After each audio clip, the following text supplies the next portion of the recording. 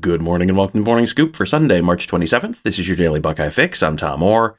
The spring game is in 20 days, the Notre Dame game in 160 days, the game against Michigan in 244 days.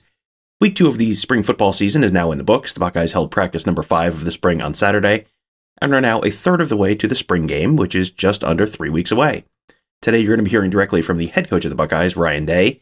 He held a press conference a little earlier in the week to answer questions on a variety of topics, including some young Buckeyes who have a chance to take a huge leap forward this year, battling against Jim Knowles and his defense in practice every day, and some of the challenges that come with the different safety roles and potentially rotating guys through them.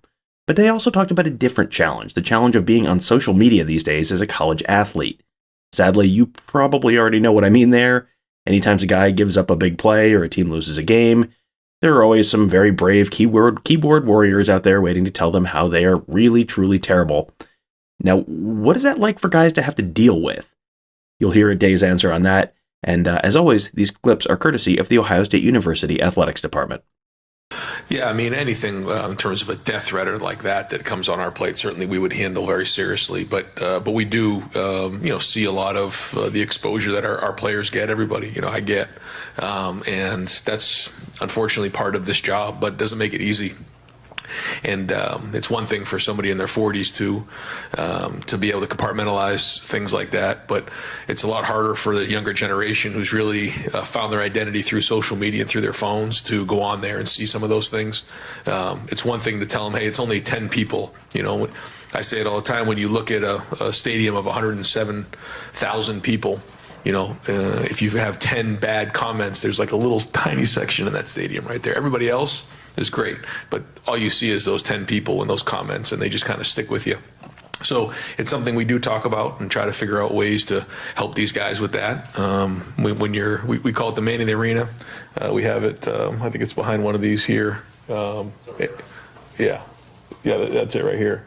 We talk about the man in the arena, and the guy who's actually in the arena is the one who counts, not the critics and the people who criticize and say those things. It's actually the warriors who actually go out in the field, and that's a big thing today. And I think now with social media and the amount of exposure that these guys get, it's great. There's a lot to gain from it, but sometimes it can hurt. But and I think the easy thing to do is to look at it and say, well, boy, they get a free scholarship, they get all this attention, they get all this, and that's great. It is true, but there's also the other part of it that is easier for some to handle and a little bit more difficult for others. And it's something we need to be aware of, and that's why we've put in place some of these services to help our guys to deal with that. Jeremy Ruckert is gone, which means the tight end position is pretty wide open this year. They do have Joe Royer, who is sort of the presumptive front runner right now, but there is a talented group in that room with him. So how does Day see that tight end position's role shaking out again this fall? Yeah, well, I mean, we have to have tight ends for sure.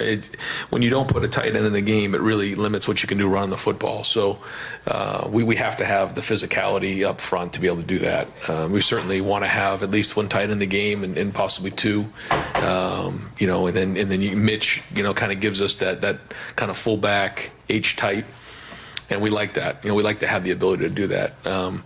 And we'll try to find as many creative ways to be able to run the football when we have more skill guys on the field, and we'll consider being in 10 personnel, which is 4 receivers in the game. But it limits what you can do.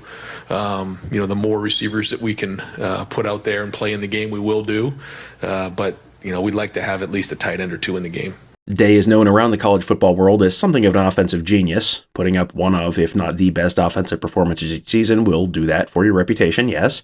Now every day in practice he has to go up against Jim Knowles, who is regarded as something of a defensive genius as well.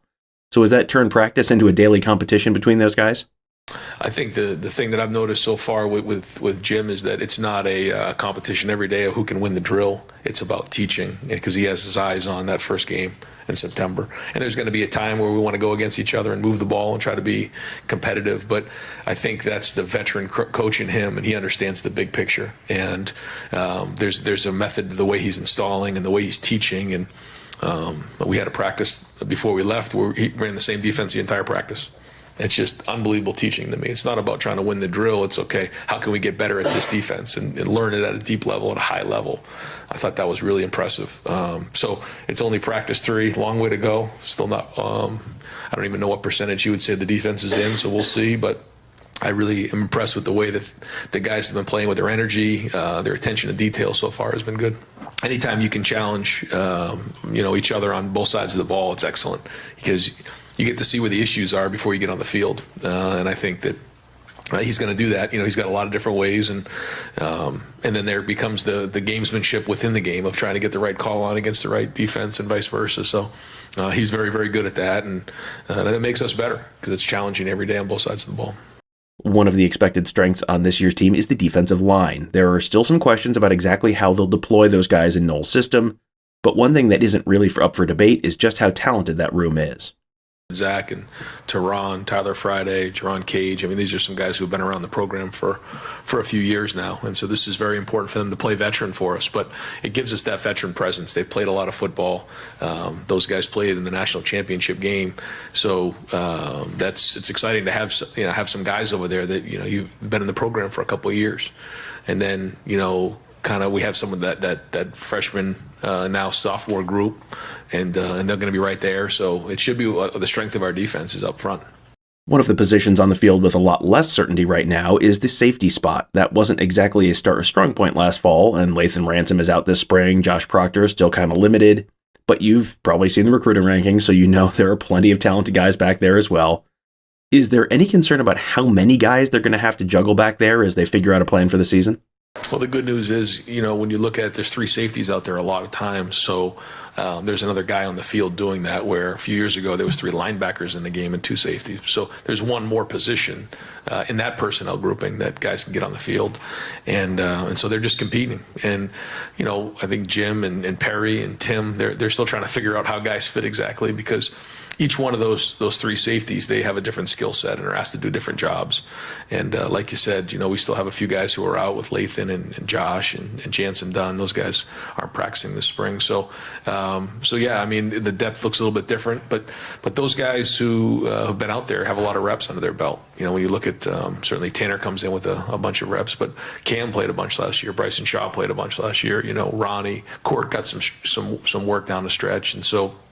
It is good. Again, we were not anywhere near this at this point last year with the amount of experience that we have. We still got a long way to go, but at least these guys have played in games.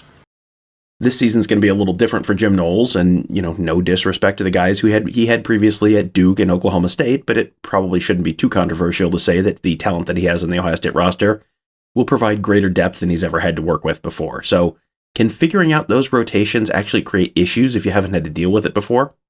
You have to figure out, I always say this, you have to figure out, do I have one guy at the position, then do I have 2? And then if I have 3, then now I can rotate guys. But we're not just going to do that because, it's Little League and everybody gets to play. We're going to do it because guys deserve it, and they're putting in the work to do that. But yeah, anytime you come into a different environment, a different program, there's different dynamics at play, different skill sets. I would say he would probably tell you that the guys he had last year were in the system for a long time and understood that system really well. These guys are just learning it, but we certainly have a lot of talent and some experience to go on top of it. One of the most surprising immediate impact guys last fall was JT Tuimoloau. He committed very late, arrived very late in the summer as a result, and then managed to get out on the field almost immediately. So it's not hard to hear the excitement in Ryan Day's voice when he talks now about what Tuimoloau could be now that he's actually had an actual offseason around the program to get better. Well, he didn't have a whole offseason. He didn't even have a summer. It's probably one of the more unique ones we've had, although we've had a few in the last couple of years.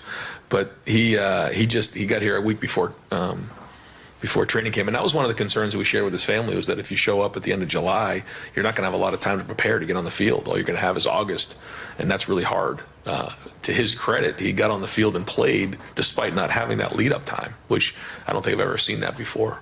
So it says a lot about him. But now he's had a whole off season. Well, hasn't had a whole off season, but he's had 7 weeks of winter conditioning, training. He's gotten stronger, and now he's kind of diving into the spring practice. So I think as we head into August, it'll be a whole year of work under his belt: a season, an off season, a spring, a May and June, summer, and I think he'll look a lot different.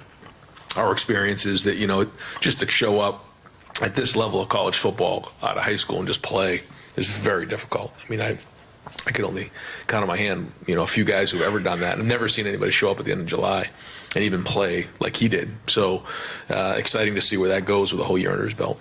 Another guy who made a bigger impact than most people expected last fall was defensive tackle Tyleek Williams.